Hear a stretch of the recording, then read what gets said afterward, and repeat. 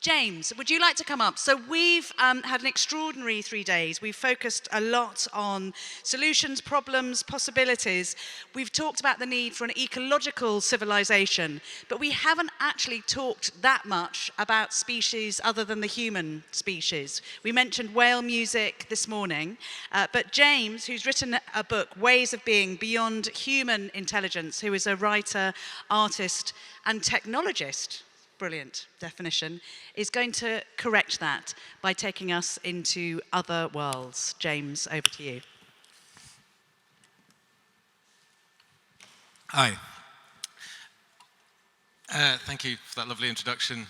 Thank you for the invitation to be here. Thank you to all of you for being here. Thanks to the tech team making all of this possible. Thanks to all of the beings who have made this possible, including the pigeons, who I'm really enjoying seeing up there. So I'd like them to invite them to join us and listen as well. Or talk, I don't care. I was going to talk about the more than human. The more than human is a term coined by the philosopher David Abraham to try and place humans within our larger context, to remind us that while we are humans, and there's a uniqueness to that, we are not the most important thing in the world. We exist amongst a vast, omnicentric panoply of different beings, all of which are of equal significance to our own lives and existence. Those are my books. One is about how everything is terrible, mostly in technological terms. I wrote that a while back. Things like why Google and Facebook are doing terrible things to our culture, society, politics, these kind of things.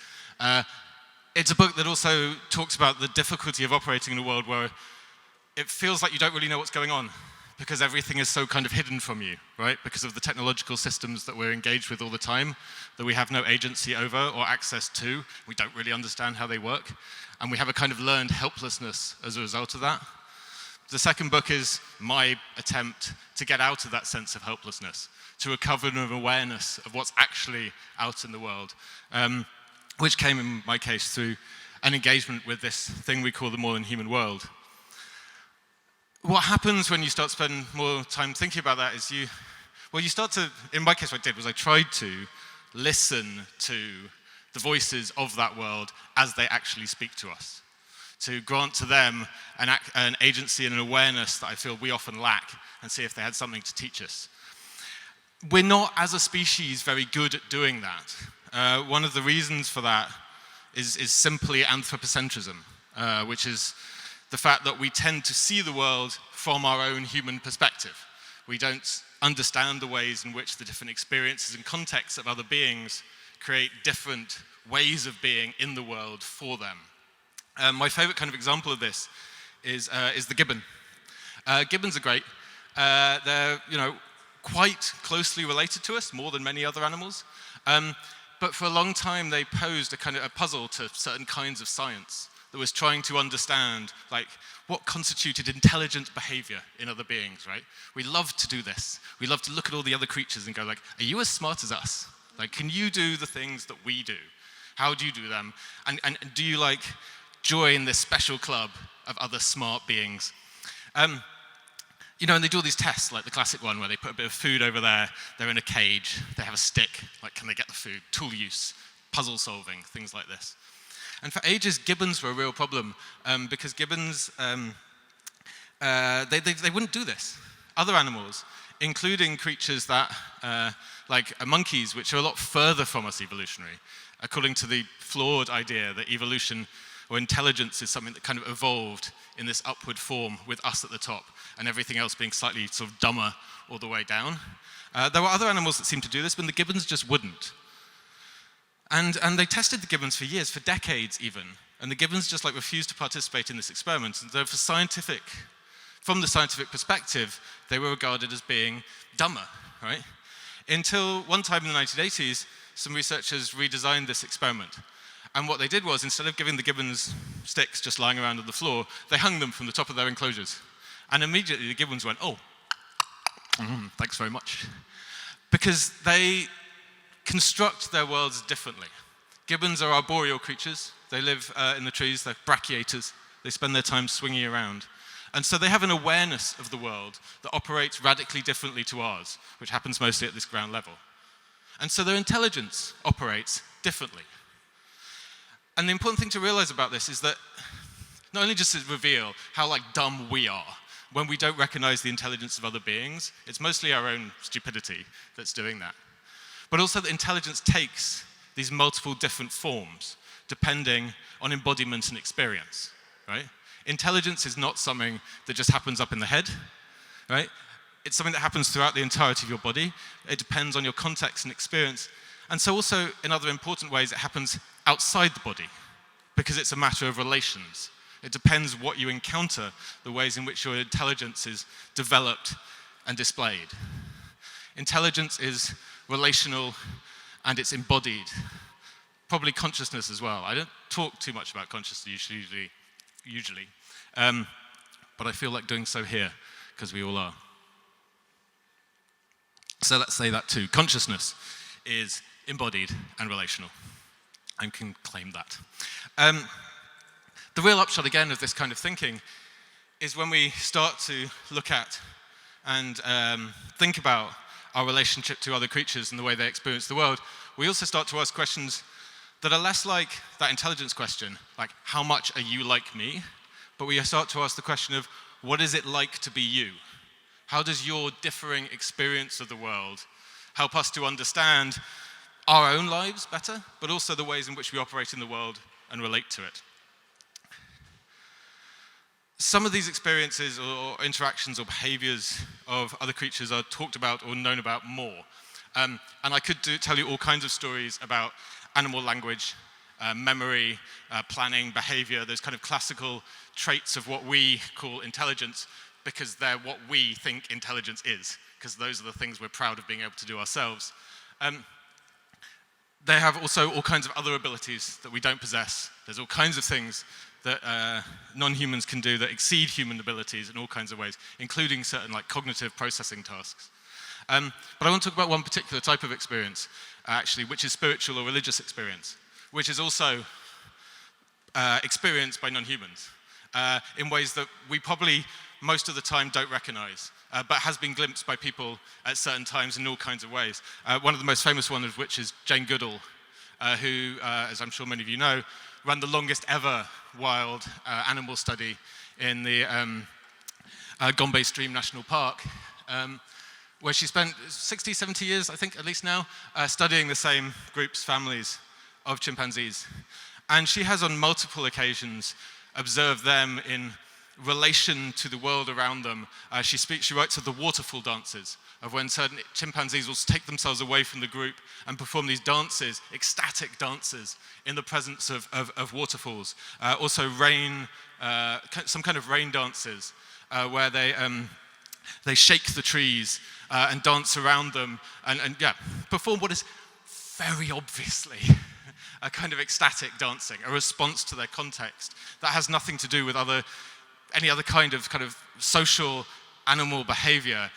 But once you let go of the idea that other creatures are fundamentally different to us, is immediately recognizable as a kind of conscious behavior.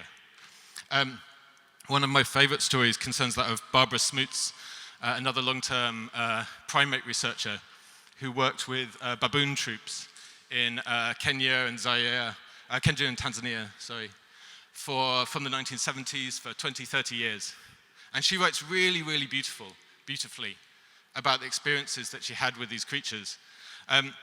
The first thing she starts to talk about is how she changed the standard way of observing these creatures as a human, right? Which was to break down the barrier that separated her from them. So the standard animal behavior observation protocol in the field would be to kind of stand there at a distance with a clipboard, observing. And if the animals notice you or react, you're supposed to sort of back off further. And she says, that's weird, right? That's weirder than saying hello, right? If someone came and did that to you, I'm not here. It's strange behavior, right? But she found that when she greeted them, when she returned vocalizations, imitating their noises very simply, they became used to her very quickly. And she was able to get much closer to them and to observe them. So by treating them as sentient whole beings, as conscious beings, she was actually being able to become part of this group in some way. She too observed deeply contemplative practices amongst the baboons. In one of the particular troops, they had a particular area when they'd been out a day's hunting.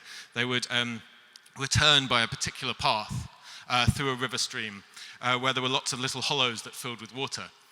And they would sit at these hollows, and they would crouch down, and they would stare into the pools, even the youngest of the clan. And for half an hour or so, they would sit and stare into these pools, and the young ones would go quiet and join them, and everyone would sit there. And then at no apparent signal, after about half an hour or so, they'd get up and walk away. We don't know what they're doing. We probably will never know. Non-human life is in important ways unknowable to us, but it contains extraordinary varieties of what appear to be conscious and extraordinary experiences that should at all times convince us that they have consciousness and culture in all kinds of ways. Again, I could list all kinds of ones, from memory, complex language, in particular, many species which have death rituals. I thought to mention that given what we've just been hearing about. Numbers of many animals have been observed to mourn their dead. They're aware of what the passing of life is. They are saddened by it, they grieve, they mourn. This was a famous study of an orca who carried her dead calf in her mouth for 13 days after it died, presenting it to other members of her clan when they met them at sea, to show them and to share her grief with them. This is culture, it's consciousness, it's awareness, it's part of the living world that we all inhabit. We are part of this living world, and it's a much broader system of consciousness than merely human awareness of the world around us. One thing I've felt a lot over the last few days is this idea that when we have spiritual peak experiences, these revelatory moments, however they're brought about, that they are internal processes, that they relate only to the structures of our brains, some little chemical weird activity going on, or the relaxation of some particular neural structure, or even just, a change in our attitudes, but that those are individualized internal processes. They're not. They're moments of reconnection to a wider world. As Alan Watts said, we do not come into this world. We come out of it, like leaves on a tree. The ocean waves, and the universe peoples. And those peoples are all of the creatures, not just us, not just as humans, but every living thing on this planet is something that comes out and arises from that consciousness. And when we talk about these moments of spiritual and peak experience, they are moments of reconnection with that far wider, grander consciousness. And animals have helped us do this too. Reindeer teach us about these things, as many other species have done. Reindeer in Siberia forage for mushrooms under the winter snow. They know to differentiate between different types of mushroom. There's very, very poisonous mushrooms up there. And then there's the slightly less poisonous ones, which are fun, right? And they go for those ones. They know to eat only particular kind of mushroom, the Amanita muscaria. They eat them, and they trip, right? They stagger around, they bellow, they perform wild and crazed dances. As I say, at the limits of both the anthropocentrism and anthropomorphism, I can't begin to imagine what the reindeer trip is like. But experiencing some kind of psychedelic experience they are. And they know the value of it too. Other reindeer fight to drink their urine, right? When the tripping reindeer piss, the other reindeer fight to drink it, because the piss of the reindeer has removed some of the toxins from the mushroom, rendering it less toxic and more potent, right? So drinking reindeer piss is a better psychedelic than eating the original mushroom. People do this too, right? So the Siberian peoples say that they learned the mushroom culture from the reindeer. And they may well have done so. Because at some point, someone has gone, why do those reindeer like that piss so much, right? And part of traditional shamanic practices in the Siberian region is to drink the piss of reindeers because it contains the purified, detoxified, more potent psychedelic substances of the Amanita muscaria mushroom. And that is their spiritual experience, pre-processed and mediated by other creatures who've prepared this drug and this experience for them and told them where to find it. So what's happening there is an extraordinary collaboration, right, between conscious beings, between the mushroom, the reindeer, the human, and the wider context of the living world. When we come into relationship with the world in this way, and these kind of peak experiences are one way of doing so, we are partaking of the knowledge that the world possesses and from which we have so much to learn, not least some techniques, some strategies for addressing the present crisis of the planetary system that we find ourselves in. Because this crisis is not something about just learning and knowing, it's about like actually doing something about it, right? And I want to give one more shout out to what we can learn in that context, because doing something requires politics, right? It requires action in the world, negotiation, real actual work. And I want to point out that non-humans do that too. That is not a unique thing for human species. Animals practice politics in all kinds of ways amongst themselves and even between species. Reindeer and other deer species, for example, have very complex voting rituals where they decide which way the herd will go. They might sit down or stand up, face in particular directions. In different species, different classes within the species have higher voting rights. Many of them are matriarchal, even though you have a group that always appears to be led by the big stag deer. It's actually the females who vote on the direction of the herd will go. Animals resist captivity. If you've ever read stories of animal jailbreaks and so on and so forth, you'll know the incredible creativity and intelligence that goes into resisting captivity and their abuse by humans. And this extends to trying to rescue their comrades. There's many documented cases of animals breaking into facilities or chasing down animal kidnappers, people who go out and get animals for zoos, freeing their comrades because they have a sociality, a respect, a solidarity with one another. They perform incredible feats of intimate information synthesis and collaboration and politics. The most famous, or at least my favorite of which, is the waggle dance of the bees. If you're not familiar with the waggle dance, it's the process by which bees communicate not only where to find the pollen by doing a particular circular dance that demonstrates to other bees in which direction, how far away pollen sources are. They also use that to communicate potential nesting sites. And when many of them fly back to the hive at once, they will each dance a different potential nesting site to communicate to the others. Other ones will then go and check that out. Some will fly back, start doing the dance of the one they prefer, until the whole hive is doing the same dance, and then they will all fly off together. It's an incredible kind of feat of information communication and synthesis. It's also pretty much exactly like how many systems of direct democracy work, including things like citizens' assemblies, which you might remember from the slide on the first day, one of these kind of technologies of social change we should and could be employing. They're things we're learning from outside the world.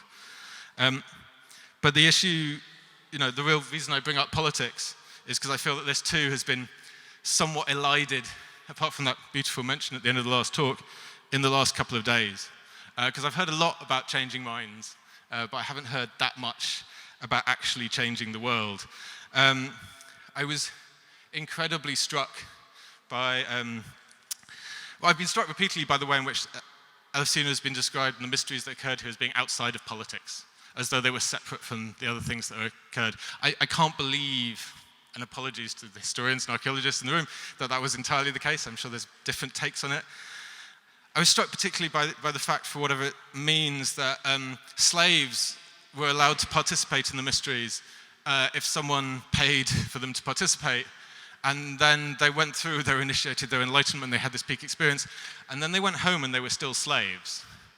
What is the social role of revelation if it produces no social change on the back of it? It really felt, and I was surprised to feel this, and maybe I'm wrong, that the mysteries and so many other processes like it, other more modern ones I've heard about these days, are less about changing the world and more about accommodating us to the world as it is. Maybe some promise of the afterlife. Better to be accommodated with death. That is a very good thing and a healthy thing. Doesn't change the conditions of the present. Stay slaves, and the powerful stay powerful. And that's a problem because we really are in trouble, right? We don't, in fact, as we heard yesterday, all breathe the same air as the ancient peoples. We breathe a very different air. We breathe an air that is twice as much, almost twice as much carbon dioxide in it as there was here 2,000 years ago. Not to mention all the other toxic and horrible things that are contained in that air. We are not the same people who lived then. And I hope that in this short talk, I've troubled the idea of the human as something unique and singular, separate from the other inhabitants of the earth. But I'd also like to trouble the we that's been running through this last couple of days, to emphasize that there is no singular human experience. And while we all have a collective responsibility to respond to the present planetary crisis, we're not all equally responsible for it. When I hear, as we did yesterday in the presentation of the World Human Forum's Inner Development Goals, that the problem is greed, selfishness, and apathy, I say, whose greed? Whose selfishness? And whose apathy? The present planetary crisis is the result of inequity of power, of humans over non-humans, of some humans over others. The present crisis is a crisis of speciesism, racism, of colonialism, imperialism, and of capitalism. Those things are connected, they have meaning.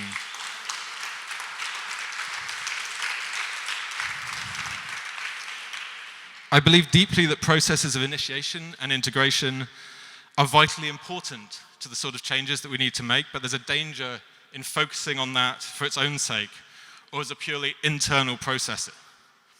The bottom quote here is from the writer Sven Lindqvist. It speaks to the temptation to want to learn more, to know more, rather than get on with the work that actually needs to be done, that we know that needs to be done, that we know what the problems are, and we know the things that we can put in their place. Aristotle pointed out, as Mikhail Marmarinos read so beautifully yesterday, that the process of the initiation is not one of learning, but of suffering a change. The point of the mysteries is not what happens, but having happened, what you do next. Thank you very much. Thank you.